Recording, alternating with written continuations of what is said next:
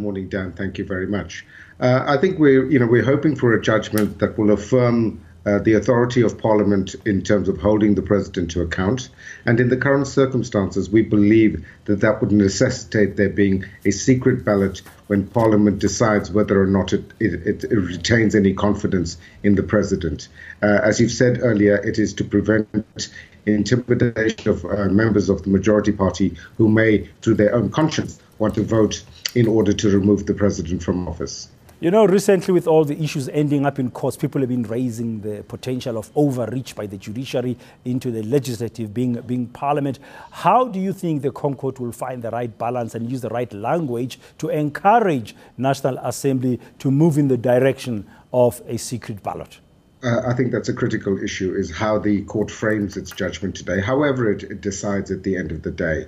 But I think the key issue that is before the court, and why this is a matter that is proper that the Constitutional Court determines, is because it turns very much on the interpretation of Section 102 of the Constitution, which provides for a motion of no confidence in the President. It is silent on the issue of how that vote needs to be carried out.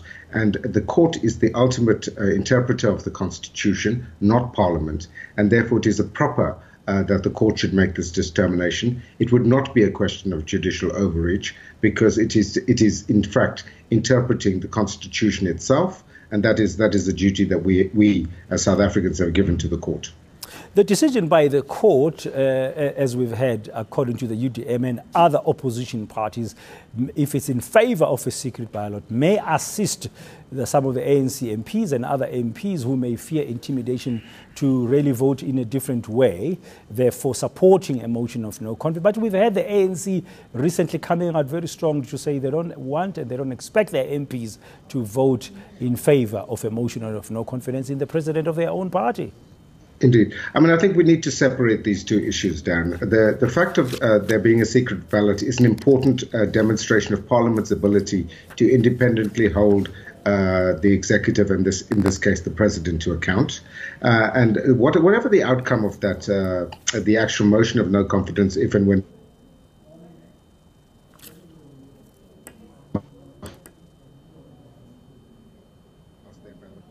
Oh, sorry about that. We seem to have lost toLawson Naidoo there, Executive Secretary for the Council for Advancement of the South African Constitution. Are you back, Lawson? Are you back with us? Yes, I am. Sorry. Oh, sorry. I don't know what happened with the... Yeah. Can you carry on in answering that, why you think it's important from a constitutional perspective?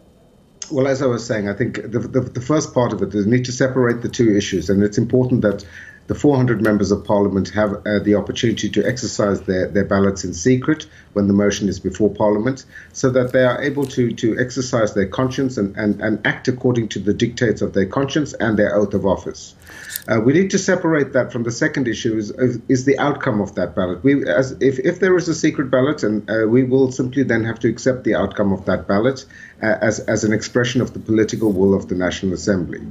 But I think the case in itself calls into question the issue that we need to address at some point in South Africa, which is the nature of the electoral system that we have that gives political parties overriding influence over members of Parliament and councillors and members of provincial legislatures.